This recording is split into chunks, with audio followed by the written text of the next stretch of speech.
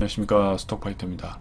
오늘 주린을 위한 3박자 저점 매수 종목 세 번째 시간입니다. 오늘의 기업은요, NHN 한국사이버결제를 준비해봤고요. 종목 코드는 060250의 코드를 가지고 있습니다.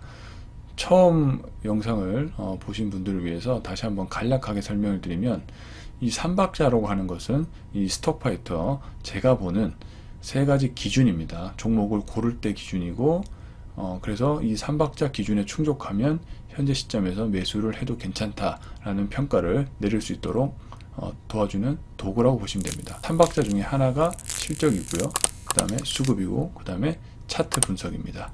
그래서 이 세 가지를 통해서 왜 이 종목이 지금 매수를 해도 되는 시점인지 한번 저와 함께 공부를 해보시면 좋을 것 같습니다. 자, 그러면 이제 시작을 해보도록 하겠습니다. 자, 첫 번째 이제 실적을 봐야겠죠. 자, 여러분, 주식은 이제 실적의 함수라고 제가 여러 번 얘기를 드렸습니다. 시차가 존재하지만 결국에는 그 시차를 극복하고 주가의 흐름은 실적에 따라가게 돼 있다. 그리고 적절한 밸류를 찾고 실적 흐름과 따라간다. 자, 이렇게 평가를 내리시면 좋을 것 같습니다. 그래서 이제 실적의 추이를 확인하는 것이 아주 중요한 일 중에 하나이죠. 주린을 위한 저점 매수 종목에서는 늘 리포트가 존재하는 종목을 가지고 여러분께 설명을 드립니다. 그래야만 좀 안정적으로 대응이 되고, 그리고 이왕이면 시가총액이 다소 높은 종목 위주로 이제 말씀을 드리고 있기 때문에 크게 우려하실 일이 없는 종목 위주로만 말씀드리니까 이 부분도 참고를 해보시면 좋을 것 같습니다. 자, NHN 한국사이버결제 숫자로 확인되는 해외 거래 대금 증가세, 자, 이렇게 되어 있죠. 해외 거래 대금이 이제 증가를 하고 있다. 그래서 실적이 좋아지고 있다. 이렇게 얘기를 하고 있죠. 먼저 근데 이 기업을 간단하게 무슨 일을 하는지 알아볼 필요가 있겠죠. 온 오프라인 전자결제 전문 업체입니다. 이 페이코 유명하죠. 이 페이코를 통해서 이제 간단하게 결제를 할 수 있는 그런 플랫폼을 이제 의미를 하죠. 자, 3분기 매출액이 2,100억, 영업이익이 119억을 이제 기록했다. 이렇게 되어 있습니다. 전년 동기 대비해서 비교를 할 때 제가 빨간 줄을 쳐놨죠.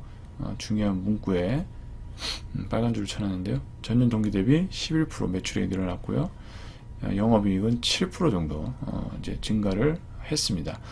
크게 이제 증가한 수치는 아니고, 중요한 부분들은 현재가 이렇다는 것인데 미래가 어떨 것이냐, 주식은 이제 미래가 어떨 것이냐, 이 부분이 중요하거든요. 여기 이제 이베스트 증권이 이제 분석을 한 내용인데요.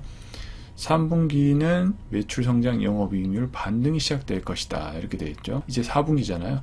반등을 이제 시작을 했다라고 이제 보는 것이죠. 물론 이제 4분기 실적을 확인을 해야만 반등을 했는지 알 수가 있지만, 어쨌든 이런 긍정적인 내용이 있기 때문에 참고를 해봐야 된다는 것이고요. 그리고 이제 왜 실적이 늘어날 것인지를 차근차근히 이제 하나씩 봐야겠죠. 우선 카드 사용 수수료 비용 환입이 예정돼 있다. 이렇게 되어 있습니다. 즉 수수료 비용이 다시 들어온다는 것이죠. 당연히 이 부분 당기 순이익에 영향을 미칩니다. 그리고 수익성이 좋은 해외 거래 대금 비중이 14% 증가했다. 해외 거래 대금이 아무래도 수익성이 좋을 수밖에 없겠죠. 예, 그렇기 때문에 이 부분이 거래 대금이 느는 것은 당연히 실적에 도움이 되는 부분이다라고 볼 수가 있겠고요. 자, 두 번째 페이지로 넘어가 보도록 하겠습니다. 자, 거래 대금이 23년도 43조로 증가가 예상된다. 이렇게 되어 있습니다. 그러면 2022년도에는 35조 8천억 정도가 나온다고 하는데, 23년도에는 43조, 약 8조 정도 증가하는 수치죠. 굉장히 큰 수치가 증가를 하는 것으로 알 수가 있고요. 그다음 기본적으로 가맹점의 안정적인 거래 대금이 받쳐주고, 그리고 싱글 편입된 커머스 업체 실적이 이제 반영이 될 것이다. 이렇게 보고 있습니다. 자, 이 두 부분이 기본적인 것이죠. 왜냐하면 일단은 전자상거래는 쇼핑이나 어떤 뭐 음식이나 어떤 무엇을 살 때 기본이 되기 때문입니다. 그래서 이런 가맹점의 증가라든지 온라인 커머스 기업들, 이런 기업들이 페이코를 많이 써줄수록 당연히 실적이 기본적으로 증가를 하는데, 여기에서 플러스 다른 요소들이 있으면 더 좋다는 것이죠. 자, 그렇다는 것은 그 외의 요소도 풍부하다는 것을 의미하는데, 바로 테슬라 결제를 또 페이코를 통해서 할 수 있다는 것이죠. 연간 인도량이 증가할수록 페이코의 사용과 테슬라의 인도량 증가가 관계없을 수도 있다라고 볼 수 있지만은 어쨌든 사용자 입장에서는 페이코를 쓸 수 있으면은 같이 늘어나는 방향으로 가는 것은 맞다라고 생각이 들어요. 그래서 이제 테슬라의 인도량과 페이코의 이 사용량도 같이 증가하는 추이를 보이고 있다는 것이고, 가격이 또 테슬라가 올라가고 있기 때문에 그만큼 또 거래 대금 자체도 증가하는 효과가 있다는 것이죠. 자, 두 번째는 이제 OTA, 이게 바로 이제 온라인 트래블 에이전시라고 하죠. 자, 일본이 코로나 때문에 문을 닫았다가 다시 여행을 재개를 했습니다. 그리고 엔화가 무척 싸져 있는 상황이었기 때문에 일본 여행을 많이 간다는 사람들이 많았어요. 일본으로 가는 비행기가 뭐 부족할 정도로 여전히 인기가 높은데, 그렇기 때문에 거래 대금이 이제 고성장할 수 있는 부분이죠. 한국 NHN 사이버 결제의 장점은 온라인 때도 좋았지만 오프라인도 굉장히 리오프닝 시대에서도 또 결제가 많아질 수밖에 없다라는 것입니다.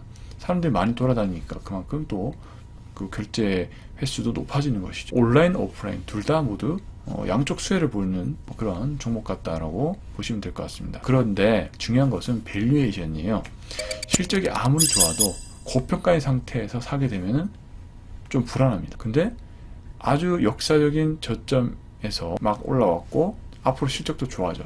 그럼 무조건 사는 거죠. 그때 안 사면은 언제 사겠습니까? 거기에 플러스로 차트까지 완벽하면 수익을 볼 확률이 높아지는 것이죠. 자, 보시면 내년도 실적 기준 PER이 11배 정도로 역사적인 저점이 있다, 이렇게 되어 있습니다. 지금 PER이 아니고 내년도 시점 실적 대비 PER이 11배면 싼 편이죠. 보통 제가 10배 미만이면 싸다라고 말씀드렸는데요.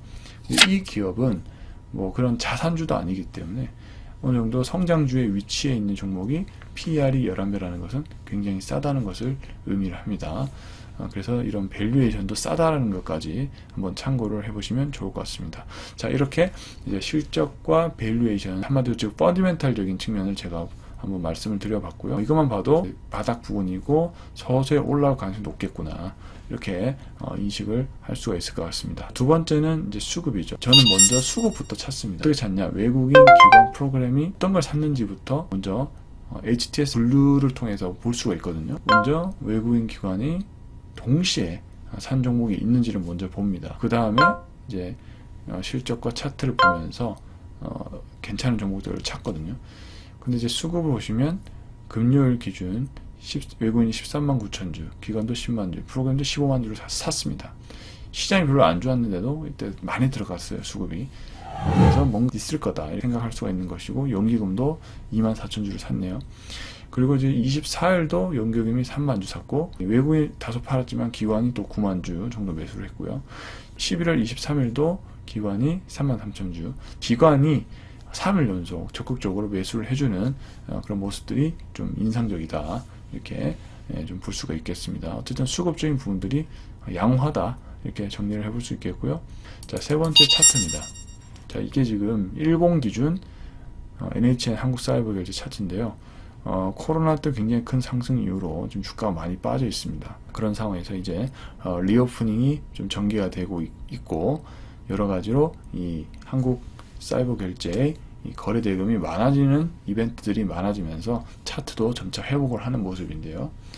현재 이 빨간색 부분이 큰 매물대입니다. 매물이 많이 몰려 있다는 것이죠. 근데 이 주가가 이 위에서 놀고 있다는 것은 이 매물대 위에 지지를 받고 있습니다. 그래서 이런 경우는 쉽게 안 내려와요. 그래서 여기를 바닥 구간으로 보는 겁니다.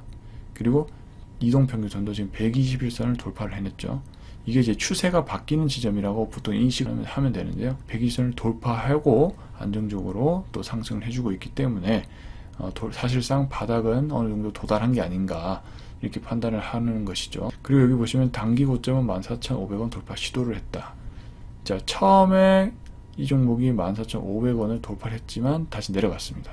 왜냐? 여기에 저항이 있기 때문에 다시 부딪힌 거죠. 근데 지금 다시 시도를 하고 있는 거예요. 근데 저는 여기서 왜 돌파 가능성이 높게 보냐면, 우선은 여기서 매물 소화를 하면서 좀 떨어졌고요. 그 다음 다시 이제 매물을 소화를 한 후에 올라오고 있는 상황으로 보여지고, 내년도 실적도 괜찮기 때문에 그리고 이 거래 대금도 늘어나는 것으로 봤을 때는 충분히 돌파를 할 가능성이 있다라고 봤던 것이죠.